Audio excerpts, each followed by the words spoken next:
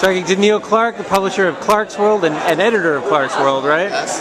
Yes. Can you talk about how has the internet changed short fiction and the way short fiction is read and published in America and in the world? Well, I think the online markets have actually made it easier well, there's definitely a lot more markets now because of the online publishing, but it's also made it easier to be read internationally,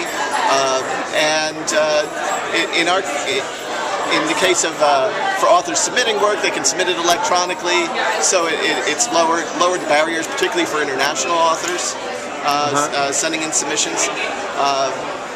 It's only recently that online venues have started getting the respect, I guess, that they deserve. They're getting year's best recognition, awards, award nominations, things like that.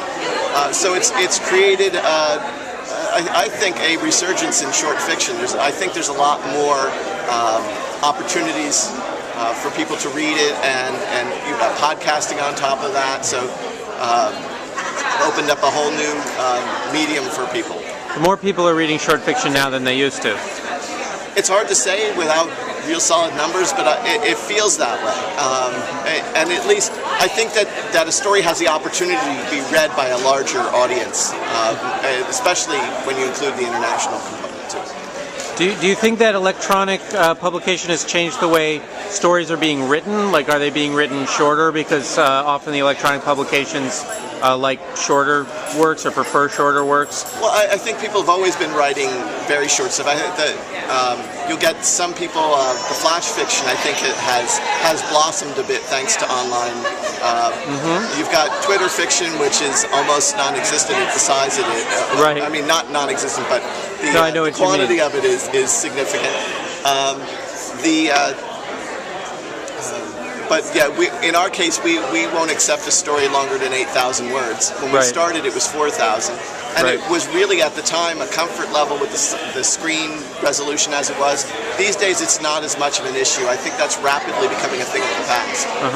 And now with ebook editions, people being used to reading novel-length works, I think you're going to start seeing changes in the lengths of short stories that are made available in those venues, and even the size of anthologies. A good portion of the industry was driven by economics of publishing a book, or just the logistics of publishing a book.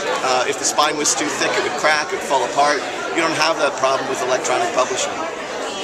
Why is speculative fiction important? It's like asking why imagination is important. And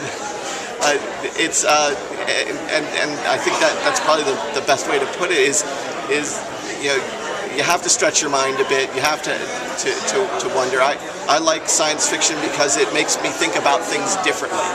It challenges me, and that's sort of what I look for in the stories we get too. Is somebody who's going to make me think a little bit.